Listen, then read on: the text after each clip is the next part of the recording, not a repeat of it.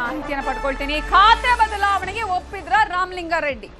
2 ಖಾತೆಗೆ ಒಪ್ಪಿದ್ರ ಸಚಿವ ರಾಮಲಿಂಗಾರೆಡ್ಡಿ ಅವರು ಅನ್ನೋ ಪ್ರಶ್ನೆ. ಕ್ಲಾರಿಟಿ ಅಂತೂ ಇಲ್ಲ. ಕಾರಣ ಸುರ್ಜೇವಾಲ ಅವರು ಅವ್ರಿಗೆ ಏನ್ ಬಾಯ್ಪಾಠ ಅಲ್ಲಿ ಹೇಳಬೇಕಾಗಿತ್ತು, ಪಾಠ ಒಪ್ಪಿಸಬೇಕಾಗಿತ್ತು, ಒಪ್ಪಿಸಿದ್ದಾರೆ. ಅಲ್ಲಿ ಆ ಪಾಠವನ್ನ ಒಪ್ಪಿಸಿದ ಮೇಲೆ ಹೋಗಿದ್ದಾರೆ, ಪ್ರಶ್ನೆ ಇಲ್ಲ ಅಂತ ಹೇಳಿದ್ದಾರೆ. ಅಟ್ಲೀಸ್ಟ್ ಕ್ಲಾರಿಟಿ ಕೊಡ್ಬೇಕಲ್ಲ, ಏನಾಯ್ತು, ಹೇಗಾಯ್ತು, ಯಾರು ಯಾವ ಖಾತೆಗೆ ಅವರು ಒಪ್ಕೊಂಡ್ರ ಇಲ್ವಾ ಅನ್ನೋದು ಯಾವ್ದ್ರ ಕ್ಲಾರಿಟಿ ಕೂಡ ಇಲ್ಲ.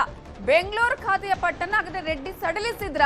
ಆಯ್ತು, ಅದನ್ನಾದ್ರೂ ಹೇಳಬೇಕಾಗಿತ್ತಲ್ಲ ಸುರ್ಜೇವಾಲ ಅವರು. ಇಲ್ಲ, ಅವರು ಒಪ್ಕೊಂಡಿದ್ದಾರೆ, ಅವ್ರಿಗೆ ನಾವು ಏನ್ ಖಾತೆ ಕೊಟ್ಟಿದೀವಿ ಅದಕ್ಕೆ ಒಪ್ಕೊಂಡಿದ್ದಾರೆ, ಅಥವಾ ಬೇರೆ ಖಾತೆ ಕೊಟ್ಟಿದೀವಿ ಅದಕ್ಕೆ ಒಪ್ಕೊಂಡಿದ್ದಾರೆ, ಮನವೊಲಿಕೆ ಆಗಿದೆ.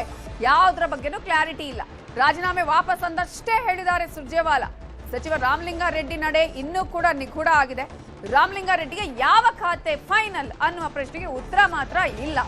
ಇದರ ಬಗ್ಗೆ ಮತ್ತಷ್ಟು ಡೀಟೇಲ್ಸ್ ಕೊಡೋದಕ್ಕೆ ತಿಮ್ಮೇಗೌಡರು ನೇರ ಸಂಪರ್ಕದಲ್ಲಿದ್ದಾರೆ. ತಿಮ್ಮೇಗೌಡ್ರೆ, ಸುರ್ಜೇವಾಲ ಅವರು ತಾವು ಏನ್ ಹೇಳಬೇಕಾಗಿತ್ತೋ ಹೇಳಿದ್ದಾರೆ, ಗೊಂದಲ ಇಲ್ಲ ಅಂತ ಹೇಳಿದ್ದಾರೆ. ಆದ್ರೆ ಈಗಲೇ ನೂರಾರು ಪ್ರಶ್ನೆಗಳು ಇದೆಯಲ್ಲ ಇಲ್ಲಿ. ರಾಮಲಿಂಗಾರೆಡ್ಡಿ ಅವರು ನಿಜವಾದ ಮನವೊಲಿಕೆ ಆಗಿದೆಯಾ? ರಾಮಲಿಂಗಾರೆಡ್ಡಿ ಅವರು ಇದಕ್ಕೆ ಅಲ್ಲಿ ಇದ್ರ, ಅವ್ರೇನಾದ್ರೂ ಅದಕ್ಕೆ ರಿಯಾಕ್ಟ್ ಮಾಡಿದ್ರ? ಇಲ್ಲ ನಾನು ಒಪ್ಕೊಂಡಿದ್ದೀನಿ ಅಂತ ಹೇಳಿದಾರಾ? ಅಥವಾ ಇದು ಇನ್ನೂ ಕೂಡ ಹಾಗೆ ಮುಂದುವರಿಯುವ ಚಾನ್ಸಸ್ ಕಾಣಿಸುತ್ತಾ?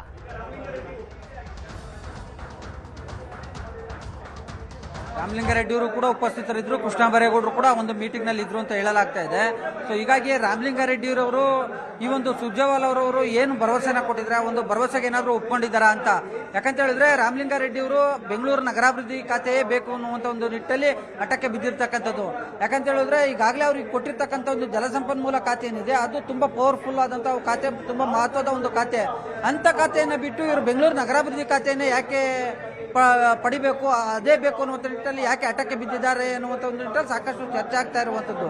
ಸೊ ಹೀಗಾಗಿ ರಾಮಲಿಂಗಾರೆಡ್ಡಿ ಅವರು ಒಂದ್ ವೇಳೆ ಏನಾದರೂ ಬೇರೆ ಖಾತೆಯನ್ನೇನಾದರೂ ಪಡ್ಕೊಳ್ಳೋದಕ್ಕೆ ಒಪ್ಕೊಂಡಿದ್ರೆ ಅಷ್ಟು ಸುಲಭವಾಗಿ ಒಪ್ಪೋಣ ಮಾತೇ ಇಲ್ಲ. ಯಾಕಂತ ಹೇಳಿದ್ರೆ ಜಲಸಂಪನ್ಮೂಲ ಖಾತೆಗಿಂತ ವಸತಿ ಖಾತೆ ಆಗಲಿ ಅಥವಾ ಏನು ಮುದ್ರಾಯಿ ಖಾತೆ ಆಗಲಿ ದೊಡ್ಡದೇನಲ್ಲ. ಆಗಿದ್ರೆ ಯಾವ ಎರಡು ಖಾತೆಗಳಿಗೆ ಈ ಒಂದು ಜಲಸಂಪನ್ಮೂಲ ಖಾತೆ ಸಮವಾಗಿರ್ತಕ್ಕಂಥದ್ದು. ಸೊ ಹೀಗಾಗಿ ಈ ಒಂದು 2 ಖಾತೆಗಳಿಗೆ ಏನಾದರೂ 2 ಖಾತೆಗಳ ಆಫರ್ಗೆ ಏನಾದರೂ ಒಪ್ಕೊಂಡಿದ್ದಾರಾ, ಅಥವಾ ಸುರ್ಜೇವಾಲ ಅವರವರು ಏನು ರಾಹುಲ್ ಗಾಂಧಿ ಅವ್ರ ಜೊತೆ ಏನಾದರೂ ಮಾತನಾಡಿ ನಿಮಗೆ ಇವತ್ತು ಸಂಜೆ ಅಥವಾ ನಾಳೆ ಒಳಗಾಗಿ ಏನಾದರೂ ಖಾತೆ ಬದಲಾವಣೆ ಏನಾದರೂ ಮಾಡ್ಕೊಡೋದಕ್ಕೆ ಮುಂದಾಗ್ತೀವಿ ಅನ್ನುವಂಥ ಒಂದು ಭರವಸೆನ ಏನಾದರೂ ಕೊಟ್ಟಿರೋದ್ರಿಂದ ಏನಾದರೂ ರಾಜೀನಾಮೆಯನ್ನು ವಾಪಸ್ ಪಡ್ಕೊಂಡಿದ್ದಾರಾ, ಅಥವಾ ಯಥಾಸ್ಥಿತಿ ಜಲಸಂಪನ್ಮೂಲ ಖಾತೆಯಲ್ಲೇ ಮುಂದುವರಿತೀವಿ ಅಥವಾ ಮುಂದಿನ ದಿನಗಳಲ್ಲಿ ನಿಮ್ಮ ಪುತ್ರಿಗೆ ಏನಾದರೂ ಬೇರೆ ಅವಕಾಶವನ್ನು ಮಾಡಿಕೊಡ್ತೀವಿ ಅನ್ನುವಂಥ ನಿಟ್ಟಲ್ಲಿ ಏನೋ ಭರವಸೆಯನ್ನು ಏನಾದರೂ ಕೊಟ್ಟಿದ್ದೀರಾ? ಹೀಗೆ ನಾನಾ ರೀತಿಯಾದಂಥ ವ್ಯಾಖ್ಯಾನಗಳು, ನಾನಾ ರೀತಿಯಾದಂಥ ಕುತೂಹಲಗಳು ಕೂಡ ಮನೆ ಮಾಡಿರ್ತಕ್ಕಂಥದ್ದು.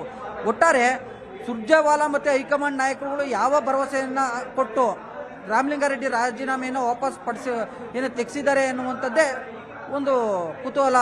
ನವಿತಾ ಜೈನ್. ಥ್ಯಾಂಕ್ ಯು ತಿಮ್ಮೇಗೌಡ್ರೆ ಡೀಟೇಲ್ಸ್ಗೆ.